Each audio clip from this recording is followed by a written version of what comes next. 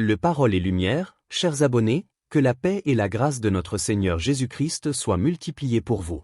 Les gens disent, ne sais-tu pas que Dieu est un Dieu qui pardonne? Fais-le et demande pardon. C'est la dernière fois. Ah, mais si tu fais cela, tu le banalises. Or, ce dont il est question est une réalité complexe dans l'esprit. Mais on l'a fait passer pour simple, comme si l'on disait, regarde-toi, pourquoi agis-tu ainsi? Es-tu naïf? Demande pardon à Dieu. N'est-ce pas lui qui t'a pardonné hier? T'es-tu pardonné toi-même? S'il a pardonné hier, il pardonnera demain. Car Dieu est le même hier, aujourd'hui et éternellement. Le danger est le suivant. La chair vient pour réduire la qualité de la vie éternelle dans ton esprit. Le monde vient pour éteindre l'amour de Dieu qui est dans ton cœur. Le diable vient pour te prendre ton autorité dans le royaume. Quand un homme souscrit à la volonté de la chair, il perd la puissance de la vie éternelle. Car la chair vient pour te dominer au lieu que la vie de Dieu te domine. Tu deviens faible quant aux choses de la vie. Quand le monde arrive, il veut éteindre l'amour de Dieu dans ton cœur. Alors, tu commences à faire des compromis et à choisir le monde et tu découvres que tu es mu par la luxure au lieu de l'amour. Quant au diable, il vient uniquement pour ton autorité. C'est pourquoi sur la montagne de la tentation, il a dit à Jésus, « Prosterne-toi devant moi et je te donnerai la gloire de la terre car elle m'a été donnée. » Ainsi, quand il vint à Adam, c'était ses pouvoirs adamiques qu'il cherchait. Car Adam était le Dieu de ce monde, celui à qui Dieu avait donné la domination sur ce règne. Le diable vint à Adam et lui retira son autorité dans le royaume. Adam a cru que c'était une question de fruits, mais ce n'était pas le cas. Chaque fois que le diable vient te tromper pour que tu fasses des compromis, ce qu'il fait, c'est qu'il te retire ton autorité dans le royaume. Le pardon est une vérité de bas niveau. Dieu te pardonnera. C'est vrai, mais c'est une vérité de bas niveau. La vraie vérité est que celui qui compromet restera un enfant. Et tant qu'il est un enfant, l'héritier n'est pas différent d'un serviteur. Il ne sera donc jamais seigneur, un homme à qui Dieu devrait donner le pouvoir de gouverner une nation. Lorsqu'il vient pleurer, Dieu le regarde et dit, « C'est effectivement ta saison, mais je ne peux pas te donner ce pouvoir, car tu n'as pas grandi. Quand tu aurais dû passer par le feu et être purifié, quand tu aurais dû passer par l'eau, le diable t'a fait une suggestion et tu as compromis. Oui, je te pardonne, mais pour ce qui est du royaume, je ne peux pas te le remettre, car tu n'as pas grandi. Tu n'as pas payé le prix pour atteindre la stature, même si tu es pardonné, tu es un enfant pardonné. Mais ceux qui refuseront et suivront la volonté de Dieu, eux continueront de croître en rang. Souvent, ils diront, « Mais je suis venu à l'église avant ce frère.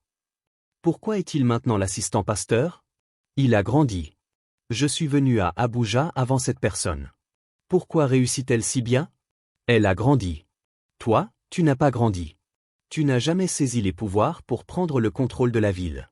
Tu n'as pas manipulé le sceptre qui fait des hommes, des rois et des seigneurs.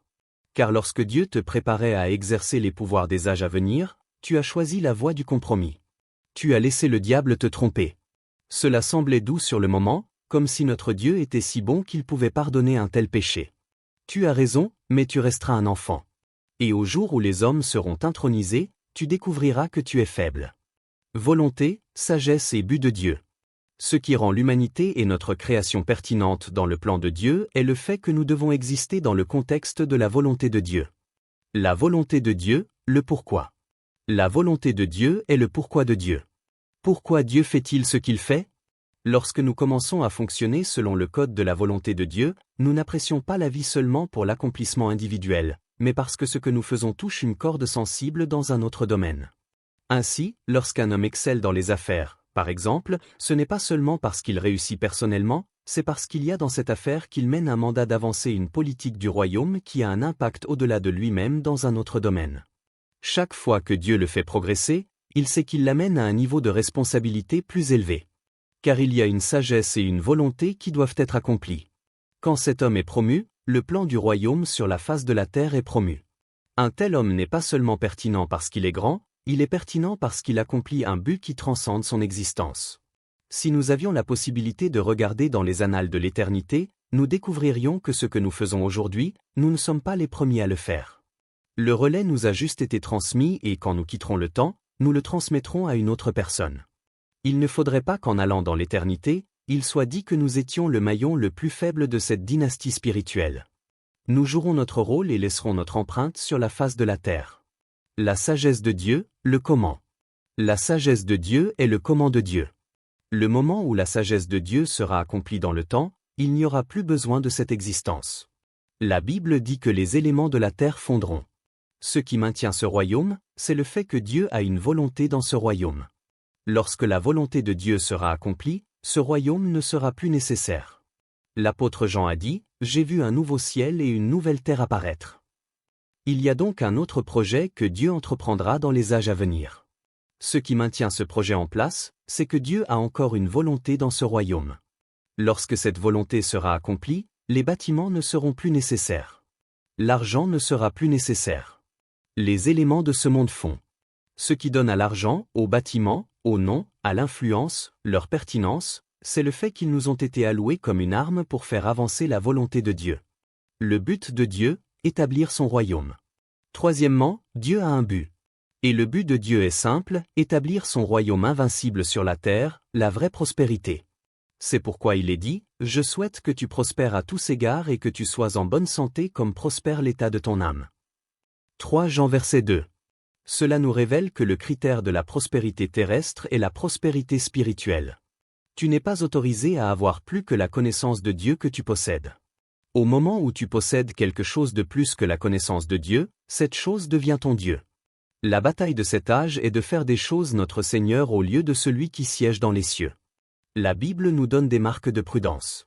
Elle dit premièrement de chercher le royaume de Dieu et sa justice. Et si nous cherchons cela, il a dit que toutes les autres choses dont nous avons besoin nous seront ajoutées. Deuxièmement, notre prospérité doit toujours être mesurée par l'étendue de notre connaissance du Seigneur, afin que nous puissions rester dans la justesse. Si notre quête de choses devient supérieure à notre quête de Dieu, cela signifie que notre âme est en train d'être vendue. Mais nous pourrions ne jamais en être conscients. Tu n'as pas vocation à être milliardaire en dollars ou en euros si tu n'es pas milliardaire dans la connaissance de Dieu. La mesure dans laquelle tu connais Jésus est ce qui détermine la prospérité terrestre qu'il t'est permis d'avoir. Si tu as des choses terrestres plus que ce que tu as de Christ, cela signifie que tu as quitté Christ pour chercher ces choses. Mais la belle chose est celle-ci. Il dit, « Je n'ai pas appelé la postérité de Jacob à me chercher en vain. » Quand un homme fait de Dieu sa priorité, tout fonctionne en sa faveur. La sagesse dont il a besoin pour exceller lui est donnée. L'énergie dont il a besoin pour gérer les affaires de la vie lui est transmise. Les relations dont il a besoin pour exceller dans la vie par l'instrumentalité de la faveur lui sont apportées. Ainsi, cet homme ne luttera pas pour gagner l'approbation des hommes. Cet homme ne luttera pas pour trouver les choses à faire pour prospérer. Car Dieu lui-même deviendra sa sagesse. Mais quand il s'éloigne de Dieu et commence à courir après les choses et que Dieu se retire, plus il lutte, plus il s'épuise. Le jour où il atteint le zénith de sa quête, ce jour-là, il découvre que sa vie est passée. Il ne peut même pas jouir de ce qu'il a cherché. C'est pourquoi tant de personnes riches aujourd'hui ne jouissent pas de leur richesse. Mais un homme qui prospère par Dieu, il est dit qu'aucune tristesse n'y est attachée. L'Éternel l'enrichit et n'y ajoute aucune tristesse. Mais lorsque tu deviens riche par le système du monde, il y aura de nombreuses tristesses. Car le soutien de Dieu ne sera pas là. Jésus a parlé par l'Esprit et dit de ne pas rechercher ce monde.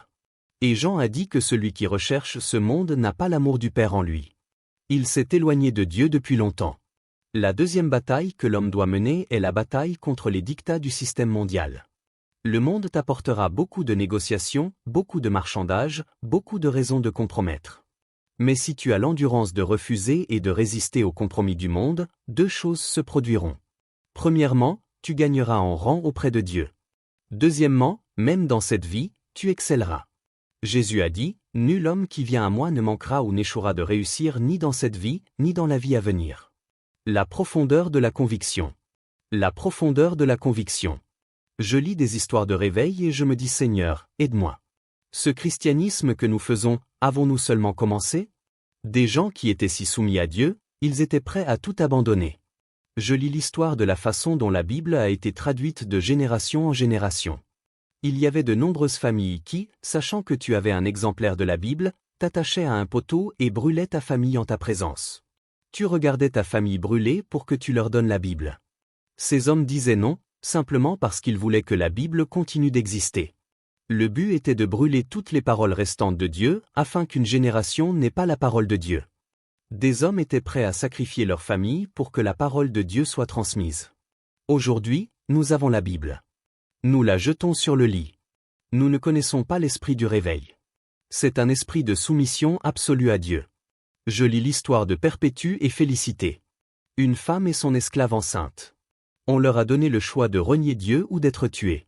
Elles ont dit non. On les a gardées en prison jusqu'à ce que Félicité accouche de son bébé. Puis on les a amenées dans l'arène. Une femme qui venait d'accoucher, blessée de partout. Mais il y avait une conviction trop forte pour être changée. Elles ont été livrées à l'arène et déchirées par des bêtes sauvages. Ce sont ces choses qui ont alimenté la conviction de l'Église. L'Église de la première heure n'était pas alimentée par des témoignages de Dieu te bénisse. Elle était alimentée par les morts des martyrs qui ont refusé de renier la foi. Ainsi, même face à la mort, ils ont tenu bon. C'est pourquoi lorsque tu étudies l'histoire de l'Église, tu ne trouveras jamais de date de naissance. On ne trouve que des dates de décès car leur mort était plus importante que leur naissance. Il voulut savoir comment as-tu quitté ce monde? Quelle était la profondeur de ta conviction? Que as-tu été capable de supporter pour Dieu? Je lis l'histoire de Polycarpe, l'évêque de Smyrne, qui fut le disciple de Jean le Bien-Aimé. Il avait 86 ans lorsqu'ils sont venus l'enlever et on lui dit qu'il pouvait s'échapper. Il a dit non, il voulait laisser un témoignage à l'Église. Même s'il avait l'occasion de s'échapper, il est resté là. Lorsque ses geôliers sont arrivés, il leur a donné à manger. Quand ils ont fini, il les a suivis. Ils lui ont dit de renier Jésus. Il a dit, pendant 86 ans, mon maître a été bon envers moi. Comment puis-je le renier à cette heure? Le retour du pouvoir à l'Église. Le retour du pouvoir à l'Église. Quand tu entres sur le front économique, il y aura des hommes qui peuvent changer les choses. 4 hommes, 5 hommes se réuniront et diront, si le président ne retire pas ceci et cela, le marché sera fermé. Et s'il se retire du marché, le marché s'arrêtera. C'est alors que le pouvoir reviendra à l'Église. Des hommes qui peuvent parler dans le monde économique et mettre le gouvernement à rançon. Alors, quand nous aurons besoin que quelque chose change, nous n'aurons pas toujours besoin d'une pétition. Parfois, nous aurons besoin de réunions stratégiques. Pour changer les choses, tu appelleras 5 personnes et quand ces 5 personnes arriveront, tu leur diras « Le gouvernement ne veut pas faire cela. Je veux que vous mobilisiez votre secteur. » Ils regarderont le pasteur. La raison est que le pasteur est un apôtre à l'autel. Eux aussi sont des apôtres, mais ils sont dans le marché. Lorsque ces 5 hommes se lèveront, ils iront voir le président et diront « Avez-vous dit que cela ne devait pas arriver ?» Dès qu'il aura la preuve, même le président saura qu'il y a un problème. Est-ce que vous avez dit « J'ai entendu cela » ? D'accord. Que faisons-nous? Nous vous conseillons de changer cela. Mais s'il ne le fait pas, vous n'aurez pas besoin d'hommes comme cela. Car le président sait que si ces 5 hommes parlent, ils peuvent fermer le marché. Et si le marché est fermé, l'économie s'effondrera. Et il sait que ces hommes ne sont pas dans le commerce juste pour réussir. Il sait que leur conviction est plus forte que l'argent qu'ils gagnent et il sait qu'à cause de leur conviction, ils peuvent faire beaucoup de choses. Il s'humiliera. Tu entreras dans le couloir politique et tu sauras qu'il y a 30 sénateurs qui quand ils disent non, c'est ne siègent pas là à cause de leur emplacement pour la séance plénière. Ils siègent là parce qu'ils veillent sur la porte. Tu n'auras pas un seul sénateur juste. Tu en auras 50 avant d'adopter toute loi. Les sénateurs se réuniront sur l'autel et diront « Laquelle notre Dieu approuve-t-il » Et quand ils se lèveront et parleront, tu le sauras. C'est ainsi qu'un royaume naît. Non seulement parce que l'Église peut parler en langue, mais parce que l'Église a des apôtres dans le marché. L'Église a des apôtres au gouvernement. L'Église a des apôtres dans le milieu universitaire. Mais cela n'arrivera pas tant qu'il n'y aura pas des hommes que le diable ne peut pas dicter. Ainsi, lorsque nous crions pour le réveil, nous crions pour l'émergence d'hommes dont le diable ne peut pas changer l'opinion parce qu'ils connaissent la vérité par eux-mêmes. Même lorsque le pasteur lui-même se trompe, eux aussi connaissent les oracles de Dieu et diront au pasteur que cela n'est pas correct. Avec tout le respect que je vous dois, hier soir, le Saint-Esprit m'a parlé. Savez-vous, l'Esprit Saint parle-t-il aux sénateurs? Oui, c'est une saison de réveil. Un milliardaire viendra et te dirait, un ange du Seigneur m'est apparu. As-tu le temps de voir Dieu au point qu'un ange t'apparaisse? Car c'est la nouvelle race de politiciens qui se lèvera. C'est une lignée sans cupidité dont la quête est tiée. Alors, tu sauras que même les hommes d'affaires de l'Église ne sont pas venus simplement pour entendre que Dieu vous bénisse. Ils sont aussi des intercesseurs. Ils savent comment se battre dans l'esprit car les stratégies commerciales qu'ils possèdent, ils ne les ont pas eues seulement en étudiant l'économie. Ils les ont parce qu'ils peuvent voir les choses dans l'esprit. Ainsi, lorsque l'Église se rassemble, elle n'est plus un prédicateur et un peuple. Elle n'est plus un ministre et une congrégation. L'Église devient une congrégation d'une armée où les lois sont votées et les législations sont modifiées. Cela n'arrivera pas tant qu'il n'y aura pas d'effusion. Quand l'effusion viendra, le pasteur n'aura pas besoin d'un service de guérison. Quand une personne malade entre eux, l'huissier à la porte suffit. Pourquoi portes-tu des béquilles? Apporte-les. Commence à les apporter. Je ne peux pas marcher. Non, tu peux marcher. Ce que j'ai, je te le donne. Lève-toi et marche. Ce n'est pas un service de guérison. Un huissier marche dans l'onction de guérison. C'est cela l'Église. Une Église qui est une forteresse invincible. Mais cette Église ne naîtra pas tant que les hommes n'auront pas le pouvoir de dire non au diable. La troncature est la véritable nature de l'homme. Lorsque son royaume invisible sera établi sur la terre fonctionnera sur la fréquence de sa volonté et sur la fréquence de sa sagesse. Mais comme nous l'avons vu, il y a eu de nombreuses troncatures. Comme je l'ai déjà mentionné, le serpent est venu dans le jardin pour tronquer le protocole. Et à cause de cette troncature, une opération étrangère a été introduite dans l'homme. L'homme avant la chute. L'homme a été créé pour fonctionner en alignement avec les fréquences du ciel. C'était une chose naturelle pour lui. Dès que Dieu entrait dans le jardin, l'homme le savait car il gardait le pas avec Dieu. Tout ce que l'homme faisait sur terre était une photocopie de ce qui était au ciel. L'homme ne pouvait pas fonctionner sur terre sans Dieu. La raison est que Dieu a créé l'homme comme lui-même, non pas juste à sa ressemblance, mais comme lui-même. Car il a d'abord créé le royaume angélique.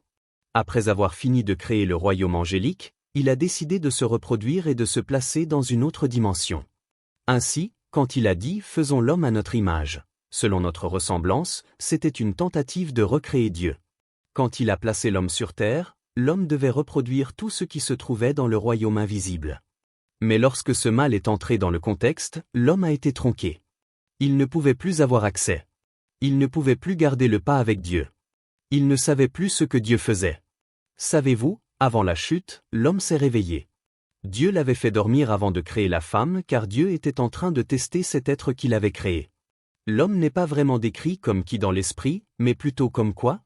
On peut décrire l'ange comme qui, mais quand on veut décrire l'homme, on ne peut pas le décrire complètement. Car la description complète de l'homme, c'est Dieu. On appelle donc souvent l'homme qu'est-ce que l'homme? On ne dit pas qui est l'homme dans l'esprit, mais qu'est-ce que l'homme? Parce qu'un jour l'homme manifeste une dimension de Dieu et le jour suivant tu le regardes, il révèle une autre dimension. Et quand tu vérifies les choses qu'il peut faire, les choses que Dieu fait, la meilleure façon de le décrire est donc que le jour où nous comprendrons ce projet, nous disparaîtrons d'ici. Le jour où tu comprendras qui est l'homme, tu marcheras dans le ciel comme Éox. Tu découvriras que tu peux tout faire. Je l'ai dit, lorsque Dieu expérimentait ce projet, il a plongé l'homme dans le sommeil. Dieu s'est caché de l'homme et a créé la femme. Quand l'homme s'est réveillé, il a dit, « Tu seras appelée femme ».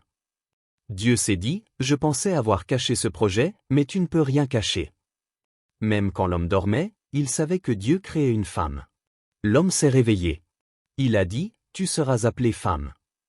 Et il ne s'est pas arrêté là. Il a dit, « Parce que tu as été prise de l'homme, Dieu a alors réalisé, j'ai créé quelque chose de terrible. » Ainsi, lorsque le psalmiste a entendu la lamentation de Dieu dans l'esprit, il a dit, « Tu as été fait de manière terriblement dangereuse. » Psaume 139 verset 14. C'était Dieu lui-même qui parlait. Cette que j'ai créée est une étrange créature. Réussir est la nature de l'homme. Maintenant, si tu sais cela, comment peux-tu échouer dans ton travail? Ton travail n'est qu'une répétition d'être un Dieu. Les projets n'échouent pas. Tu ne fais que répéter. Car Dieu veut que tu continues la création. Ce qu'il faisait, il te l'a remis. Je me suis arrêté au jardin d'Éden. Continue. Tu ne peux pas échouer. Succéder est la nature de l'homme. Vois. Nous n'échouons pas dans ce monde. Nous n'échouons pas. Nous qui savons qui nous sommes. Tout ce que tu fais, tu es le meilleur. Tu ne pries pas pour le devenir. C'est qui tu es. C'est ainsi que tu as été créé. Tu as été créé comme le zénith de la création. Tu dois apprendre à échouer. C'est pourquoi le diable est venu enseigner à Adam comment échouer. Il a dit, « Mange de ce fruit, tu deviendras comme Dieu. » Genèse 3 verset 5. Non, tu as été créé à l'image de Dieu.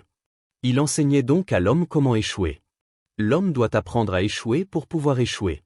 Mais réussir est sa nature, c'est ta nature. Quand tu réussis, tu n'es que toi-même.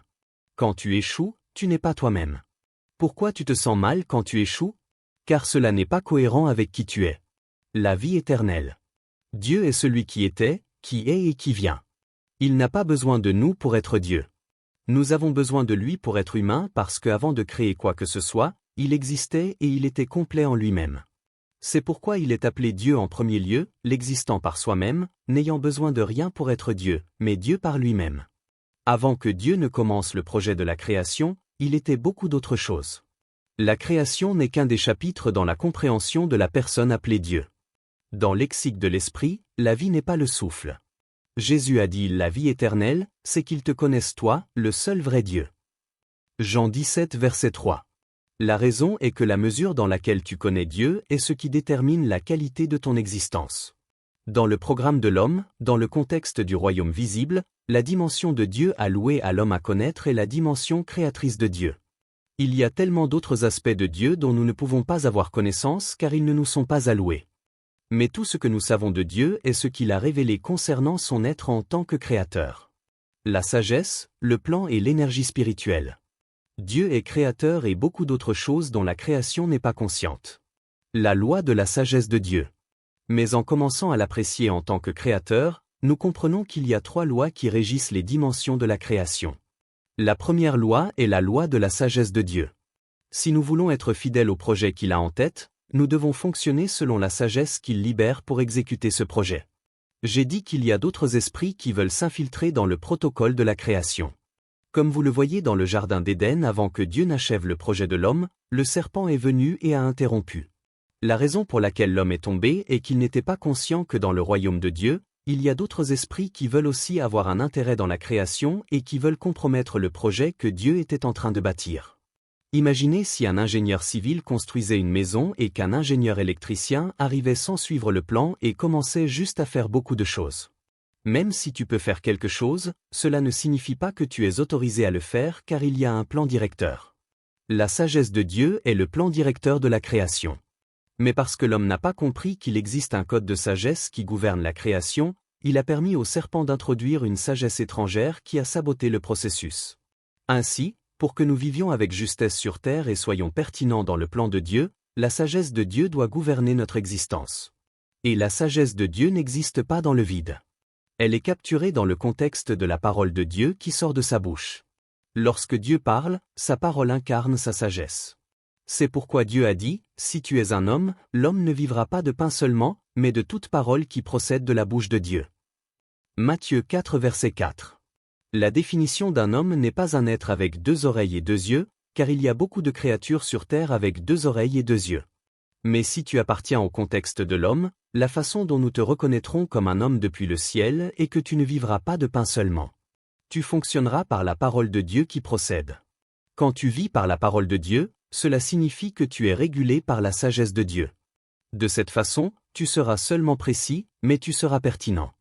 Et quand tu commences à connaître cela, tu commences à émettre de l'énergie spirituelle. Car ta puissance est enfermée dans ton degré de compréhension. Dès que tu comprends, tu libères des pouvoirs. Dès que tu sais, tu es puissant. C'est ainsi que tu as été créé. La loi de la convoitise est la mort. La mort est la puissance du martyr. C'est pourquoi nous enseignons l'Évangile. L'idée est de t'amener à l'endroit où le Saint-Esprit est maintenant. Car Dieu veut que tu gardes le pas avec le Saint-Esprit pour faire ce que le Saint-Esprit fait. Et si tu fais ce que le Saint-Esprit fait, cela signifie que tu es comme le Saint-Esprit, car c'est ainsi que tu as été créé. Mais lorsque l'homme est tombé, une nouvelle loi lui a été introduite, la loi de la convoitise. Il est tombé du royaume de Dieu. Le Seigneur lui avait dit, « Le jour où tu mangeras de ce fruit, tu mourras. Tu mourras certainement. » Genèse 2 verset 17. Ce qu'il voulait dire, c'est que l'homme serait séparé de la réalité de l'immortalité. Les pouvoirs de l'immortalité qui le régulaient seraient déconnectés de lui. L'homme ne saurait plus ce que Dieu fait. C'est le jugement qui est tombé sur Lucifer. C'est pourquoi Lucifer pose toujours des questions. Dieu a-t-il dit, « Il fut un temps où en tant que chérubin dans le ciel, il marchait au milieu des charbons de feu. » Il ne demandait à personne ce que Dieu disait. Il savait ce que Dieu disait, mais maintenant il ne sait plus. Il y a un fossé de connaissance car Dieu l'a jugé par l'ignorance et les ténèbres. Il est dit, « Si les princes de ce monde avaient connu, il n'aurait pas crucifié le Seigneur de gloire. 1 Corinthiens chapitre 2 verset 8. Il y a eu un manque de connaissance introduit. L'une des façons dont un être déchu est jugé est par l'introduction de l'équation de l'ignorance. Il est séparé de la connaissance. Il est séparé de la sagesse. Et ce départ de la connaissance est ce que la Bible appelle la mort. Car la vie est la connaissance de Dieu. L'homme n'a donc plus eu accès à la connaissance de Dieu. Il est tombé du royaume de la connaissance. Et au moment où il est tombé, tout en lui a commencé à décliner. L'esprit du martyr contre la peur. Les disciples de Jésus avaient une peur pour leur vie. Ils se sont cachés dans une chambre haute parce qu'ils ne voulaient pas mourir. Mais lorsque l'effusion est venue, ils ont oublié qu'il y avait un besoin de sécurité. Ils ont oublié qu'il y avait un besoin de survivre. Soudain, ces hommes qui avaient eu peur et qui s'étaient cachés pendant de nombreux jours sont sortis et ont dit « Oh mes frères, comment un homme qui se cache pendant de nombreux jours peut-il sortir ?» Il ne sort pas tranquillement. Il commence à sortir en parlant des langues étranges. Non, tu n'es pas sage. Qu'est-ce qui s'est passé? Tu essayais de survivre. Tu étais à ton travail et ton patron te dit, si tu n'apportes pas ce pot de vin, tu perdras ton emploi. Tu essaies d'être prudent avec ton patron et tout à coup, tu entres dans le bureau de ton patron et tu dis, monsieur, je ne le ferai pas. S'il faut que je perde mon emploi, que je le perde maintenant. Ça va? Tu aurais dû appliquer la diplomatie. Tu travailles dans une compagnie pétrolière, c'est toi qui signes le reçu pour que le pétrolier décharge son pétrole. Et on te dit, tu dois ajouter 3 chiffres. Si tu n'ajoutes pas 3 chiffres, je dois te raconter une histoire. La dernière personne qui était dans ce bureau a refusé. Elle est morte d'une attaque cérébrale. La personne qui est venue après, elle est devenue aveugle et la 3e personne rentrait chez elle et a été emportée par un camion. C'est ainsi que finissent ceux qui refusent. Nous avons donc pensé qu'il fallait vous le dire et tu avais peur. Tu contemplais si tu devais signer ou non. Et soudain, l'effusion vient et tu te réveilles et tu dis « Si je péris, je péris ». Ils ont voulu l'attacher pour le brûler. Il a dit « Ne vous embêtez pas. J'ai déjà parlé avec le Seigneur. J'ai l'endurance de me tenir debout. » Et il a été brûlé vif. Et pendant qu'il mourait, il chantait des hymnes. Et quand l'Église l'a appris, il y a eu un réveil. Le deuxième message du réveil est le message du martyr. Qu'une génération sera baptisée de l'esprit de mort et même face à la mort, ils ne plieront pas. Ils tiendront bon et leur conviction deviendra un témoignage dans l'esprit. La quête d'une meilleure résurrection. Nous avons une Église aujourd'hui qui ne vient à Dieu que pour ce que Dieu offre. Nous ne connaissons plus l'Église qui est prête à s'abandonner elle-même. Il a dit, le temps me manquerait pour parler de Gédéon, de Barak, de Samson, de Jephthé, de David, de Samuel et des prophètes qui par la foi vincirent des royaumes, exercèrent la justice, obtinrent des promesses, rendirent puissants des faibles à la guerre. Il a dit que face à la délivrance, ils l'ont refusé afin d'obtenir une meilleure résurrection. Il a dit que des femmes ont recouvre leur mort par la résurrection.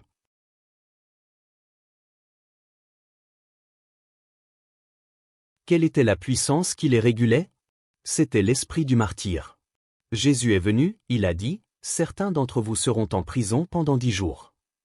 Apocalypse 2 verset 10, il a dit, mais si vous ne reniez pas mon nom, je vous donnerai une couronne de vie.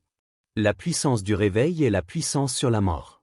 Lorsque l'Église marche, elle ne se soucie pas de ce qui se trouve sur son chemin. Aucun ne rompra son rang. Ils peuvent marcher à travers le feu.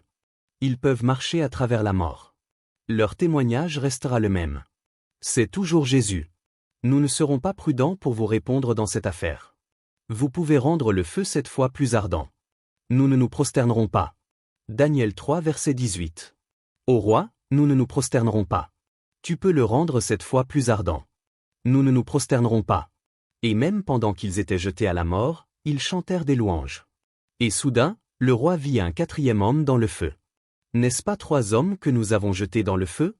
Comment se fait-il que j'en vois 4? Et il dit, le 4e ressemble au Fils du Très-Haut. Daniel 3 verset 25.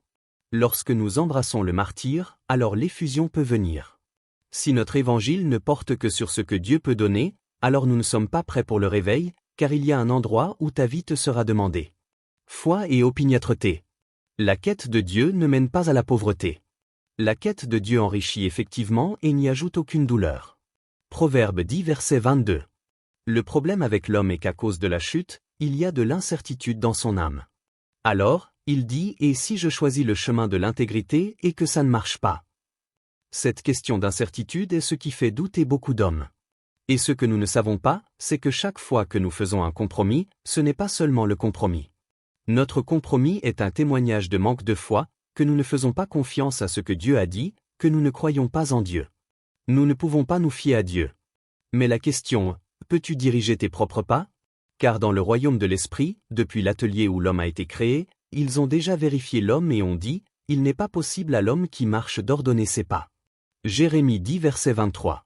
Si tu fais un compromis aujourd'hui, sais-tu combien d'autres carrefours t'attendent dans le futur? Connais-tu les hauts et les bas de la vie? Connais-tu les vastes vicissitudes de la vie? Si imprévisible à cause de l'esprit qui participe au marais de l'existence humaine? Comment peux-tu choisir de te fier à toi-même pour un gain momentané? Cela signifie que le monde t'a maîtrisé, mais quand le réveil vient, tu trouveras des hommes prêts à risquer leur tête et ils n'obéissent pas à Dieu juste parce qu'il y a du succès en lui. Des hommes se lèveront pour dire même si Dieu ne se manifeste pas, nous ne nous prosternerons pas. Même si le mot leur dit, nous allons augmenter l'intensité du feu cette fois, ils diront au roi du monde, nous n'avons pas besoin de te répondre sur ce point. Notre Dieu est capable, écoute leur réponse. Notre Dieu est capable de nous délivrer. Mais au cas où notre Dieu ne nous délivrerait pas, nous ne nous prosternerons pas. Nous ne cherchons pas Dieu pour ce qu'il donne principalement. Nous savons que si nous cherchons Dieu, il nous donnera des choses. Mais au cas où Dieu choisirait de ne pas nous donner de choses, même cet état est un témoin pour notre génération et nous maintiendrons notre position. La foi et l'opiniâtreté requises pour vivre une vie au-dessus du compromis viennent lorsqu'il y a une effusion de l'esprit. La maîtrise de la chair. Un homme qui était en train d'être tué, un homme qui était en train d'être mutilé a assez de puissance au milieu de la douleur. Non pas pour être en colère, mais pour montrer de la compassion parce qu'il a maîtrisé la chair. Même en Christ, la chair voulait s'exprimer mais il savait comment la tuer. Ainsi, lorsque Jésus est allé à Gethsémané, c'était sa dernière tentative pour contrôler la chair. Il a dit « L'esprit est bien disposé, mais la chair est faible ». Matthieu 26 verset 41. La chair apportera toujours ses propres lois et ses propres dictats. Mais lorsqu'un homme sait comment dompter la chair, cet homme-là règne dans le royaume de Dieu. Et quand Jésus a été capable de maîtriser la chair et de ne pas permettre à la chair de s'exprimer, même dans la douleur, la Bible dit qu'à cause de ce qu'il a fait, Dieu lui a donné un nom qui est au-dessus de tout nom afin qu'au nom de Jésus, tout genou fléchisse et que toute langue confesse que Jésus est Seigneur. Philippiens 2 versets 9 à 11. Il est Seigneur parce que tout ce qui est de la chair, il leur a montré le chemin à suivre. Il a été capable de régner sur la chair. Si le réveil vient, les hommes commenceront à régner sur la chair. Tu découvriras que faire le bien te sera naturel. Tu feras preuve de miséricorde. Ce sera naturel pour toi. Tu mèneras une vie sainte. Ce sera naturel. Tu ne lutteras plus avec les choses. La raison est que tu es allé à la fondation du problème. Tu as traité avec la chair parce que lorsque l'effusion vient, elle juge la chair. L'eau est le jugement de la chair. La Bible dit que Dieu a ouvert les fenêtres des cieux et les fondations des profondeurs et il a déversé les eaux du ciel et toute chair sur la terre est morte. Genèse 7 versets 11 à 23. Lorsque le Saint-Esprit est libéré, car l'eau est symbolique du Saint-Esprit, la chair est tuée. C'est pourquoi il est dit dans Romains 8 verset 11, « Si par l'Esprit vous faites mourir les actions du corps, vous vivrez. » Chaque effusion orchestrée amène un jugement sur la chair. Et dès que la chair est jugée, l'homme commence à vivre une autre économie de vie. Il y aura la paix, il y aura l'amour, il y aura le progrès, il y aura le succès. Parce que ce qui altère la qualité de la vie humaine, c'est l'expression de la chair. C'est pourquoi nous crions pour le réveil. Nous avons des hommes au pouvoir qui ont été maîtrisés par la chair. Même s'ils ont d'excellents manifestes, dès qu'ils arrivent au pouvoir, le diable a un point de négociation. Nous avons des hommes dans le ministère qui ont suivi la voie de la chair. Même s'ils connaissent les Écritures, le diable leur a suggéré quelque chose. La chair trouve son expression. Nous avons des hommes dans toute la structure de l'entreprise humaine qui ont été maîtrisés par la chair. Notre monde est donc en confusion. Le réveil vient pour juger la chair. La faiblesse de l'homme déchu. J'ai prêché sans interruption pendant près de 2 ans et j'ai eu une pause de 11 jours il y a 2 semaines. J'ai dit que je devais me rafraîchir dans l'esprit et je suis allé à un jeûne de 3 jours. En 72 H, j'ai failli mourir. J'ai alors découvert que j'étais rouillé. L'homme est si faible qu'il ne peut pas rester sans nourriture et sans eau pendant 72 heures parce que la chair l'a maîtrisé. Chaque appétit qui te gouverne est un signe de faiblesse car tu ne vis plus dans la gloire. L'homme est devenu un être d'appétit. Chaque jour, ta chair veut te maîtriser. Dès qu'il est 7 heures, tu veux dormir. Dès que tu marches pendant 6 heures, tu es fatigué. Tu veux te reposer, tu es maîtrisé. C'est un signe que l'immortalité n'est plus le facteur régulateur de ton être. Mais il y a une dimension qui viendra sur l'homme alors que nous traversons les portes du réveil qui rendra impossible pour la chair de maîtriser l'homme. C'est là que des hommes comme Paul sont entrés. Il a dit 1 jour et demi, j'étais dans les profondeurs de la mer. 2 Corinthiens 11 verset 25. L'homme était sous l'eau pendant 1 jour et demi. Il ne survivait pas grâce à l'atmosphère terrestre. Il pouvait vivre n'importe où. Il a dit, j'ai appris à être dans l'abondance et à être dans le besoin. Je peux tout par Christ qui me fortifie. Philippiens 4 versets 12 et 13. Ainsi, quand l'homme était sous l'eau, il y a survécu. Il y a une ancienne bataille de la chair. Dans 1 Timothée 3 à partir du verset 1, lorsque Paul nous a donné le lexique de la chair, il a dit dans les derniers jours de la même manière que l'effusion de l'esprit augmentera, la puissance de la chair continuera également d'augmenter. Car la chair apprend de nouvelles techniques et de nouvelles stratégies pour contrôler l'homme. Et il a dit que beaucoup tomberont complètement dans les voies de la chair. Il a dit que les hommes seront vantards, ils seront orgueilleux, ils seront pleins d'eux-mêmes, ils seront cupides. 2 Timothée 3 versets 1 à 5. Ainsi, lorsque tu vois la calamité, ce que tu cherches c'est la chair. Dès que tu arrêtes la chair, beaucoup de choses s'arrêteront naturellement. Lorsque tu vois des familles se briser, ce n'est pas parce que l'homme a tort ou la femme a tort. C'est parce qu'on donne de la place à la chair. Lorsque tu trouves la chair et que tu la domptes, tout sera restauré parce que le chaos a été créé lorsque la chair a eu accès. Si tu peux piéger la chair, tu découvriras que rien n'est trop grand pour être pardonné et tu auras le pouvoir de pardonner et de pardonner complètement. Lorsque nous traitons avec la chair, certaines des choses que les gens font et qui déclenchent la calamité déclencheront la sympathie. Ainsi, lorsque tu verras quelqu'un faire certaines choses, au lieu d'être en colère, la compassion de Dieu montera en toi. Comment Jésus a-t-il pu sur la croix dans cette douleur dire, « Père, pardonne-leur car ils ne savent pas ce qu'ils font ». L'âge mauvais est le système mondial. Le deuxième ennemi de l'homme est le système mondial. Nous devons réaliser une chose. Notre âge est un âge mauvais. Ce monde a déjà été jugé. C'est pourquoi Dieu arrache des âmes au monde. La fin de ce monde a déjà été déterminée. Ce monde ne peut plus s'intégrer dans le plan de Dieu. C'est pourquoi une nouvelle terre et un nouveau ciel apparaîtront. L'ancienne terre passera. Les éléments fondront. 2 Pierre 3 versets 10 à 13. Paul a donc dit, nous sommes des pèlerins sur la terre. Hébreux 11 verset 13. Nous traversons cet endroit parce que Dieu l'utilise pour nous donner l'opportunité d'investir dans le monde à venir. Si toutes nos ressources sont sur terre, alors nous sommes vraiment pauvres. Notre vie sur terre est une opportunité pour nous d'investir dans le monde à venir car cette terre a déjà été jugée. Dans Galates 1 verset 4, la Bible dit que Jésus s'est livré lui-même afin de nous délivrer de ce présent siècle mauvais. Ce siècle mauvais a une mission. La mission de ce siècle mauvais est de détourner ton attention du Seigneur et de la tourner vers l'autosatisfaction, l'auto-agrandissement, l'auto-glorification et l'auto-exaltation. De sorte qu'un point viendra où ta vie deviendra un départ total de Dieu. Tu traverseras le temps et à la fin de ton séjour, tu découvriras que tu n'as pas eu de relation avec Dieu. Et c'est alors que tu réaliseras que la vie elle-même fut un gâchis. Car pour tout ce que tu as fait, tu n'as pas eu ce qui comptait vraiment le plus. C'est pourquoi il est dit que servira-t-il à un homme de gagner le monde entier s'il perd son âme? Marc 8 verset 36. Le monde a déjà été jugé.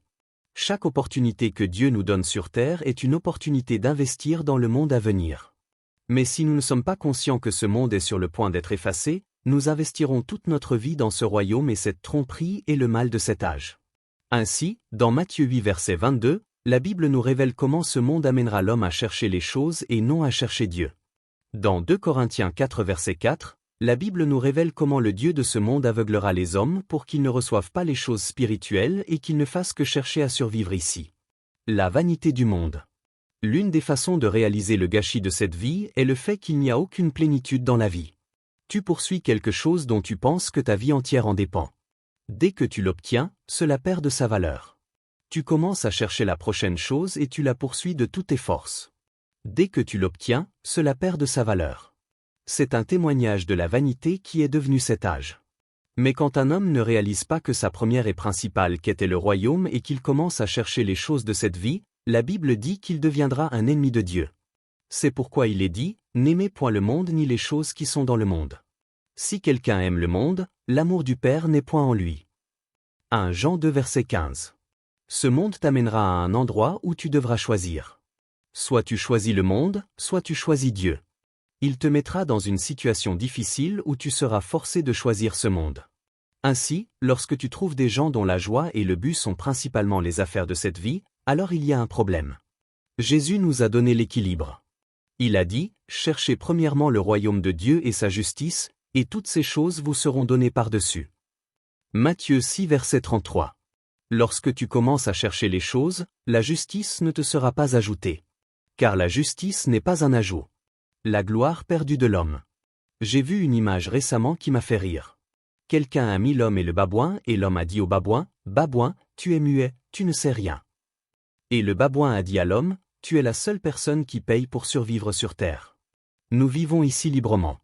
Nous ne payons pour rien. Mais même là où tu vis, tu paies pour cela. » L'homme est un être déchu. Partout où Adam allait, il portait son propre vent. J'espère que vous savez que lorsqu'Israël est sorti d'Égypte, la gloire de Dieu les accompagnait comme une colonne de feu et une nuée.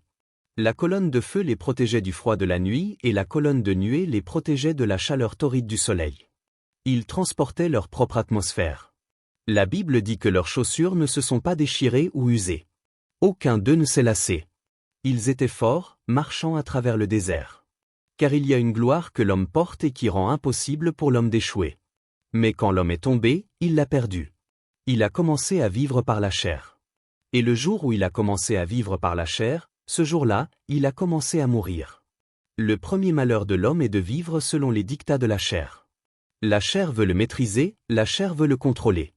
La chair veut régner sur lui. La sagesse pervertie du monde. Le Dieu de ce monde veut aveugler les esprits des hommes de sorte que les choses spirituelles ne signifient plus rien pour eux. Lorsque tu leur parles d'alliance, ils regardent cela et disent « ce n'est pas raisonnable ». C'est aussi simple que cela. Dieu dit « donne la dîme de tout ». Ils disent « je ne peux pas donner la dîme de 10 milliards ». Pourquoi ? Pourquoi devrais-je faire ça ? Ce n'est pas raisonnable. Parce que le Dieu de ce monde viendra avec la sagesse. Mais voyez-vous, lorsque le Dieu de ce monde vous dit « fais ceci et deviens un Dieu », ce qu'il vous dit en réalité c'est « fais ceci et cesse d'être un Dieu ». Parce que lorsqu'il a rencontré Adam et a dit « si tu manges de l'arbre du fruit, tu deviendras comme Dieu ». Adam était déjà comme Dieu. Il enseignait en fait à Adam comment ne plus être un Dieu. Ainsi, lorsque le Dieu de ce monde vient, ce qu'il fait, c'est qu'il pervertit la sagesse de Dieu. Et si tu es déjà maîtrisé par ta chair et le système mondial, tu vas souscrire à la sagesse de ce monde. Tu vas souscrire à la sagesse de cet esprit et avec le temps, tu deviendras obscurci. Et quand tu deviens obscurci, tu ne peux plus fonctionner dans le royaume où tu as été créé pour fonctionner. C'est pourquoi il est dit, vous êtes des dieux parce que vous êtes les enfants du Très-Haut. Psaume 82 verset 6, il a dit, mais vous tomberez comme un des princes. Psaume 82 verset 7. Pourquoi sont-ils tombés ? Parce qu'ils ne savent pas. Ils ne comprennent pas non plus. Ils marchent dans les ténèbres. Ce que le Dieu de ce monde vient faire, c'est éteindre la lumière divine et introduire une autre lumière. Cette lumière est appelée ténèbres. Il te fait sentir que sa sagesse est supérieure à la sagesse de Dieu. La vérité est qu'il n'a pas ton intérêt à cœur. Il a dit, le voleur ne vient que pour dérober, égorger et détruire. Jean 10 verset 10. Le diable n'a rien de bon pour toi. Même s'il le voulait, il n'y a rien de bon en lui. Même le fils du diable, il ne peut pas le favoriser.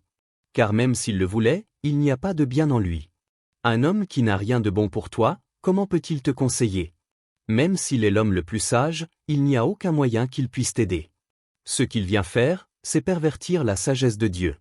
Et puis tu sors avec un homme. Il dit ton avenir est entre les mains de ce type. Ne le perds pas. Pendant ce temps, ce type dans les mains duquel est ton avenir veut s'engager dans des relations sexuelles prénuptiales, mais ton avenir est entre ses mains. Et le diable te dira, il y a 3 autres femmes qui tronquent ce type et qui sont meilleures que toi. Je ne sais pas pourquoi il te suit encore, mais si j'étais toi, j'en profiterais. Je le saisirais. Et puis la plupart de nos guerriers, Déborah qui devraient se tenir comme des guerriers dans l'esprit, ont fait des compromis parce qu'ils ont écouté un autre esprit. Es-tu la seule personne à donner des pots de vin?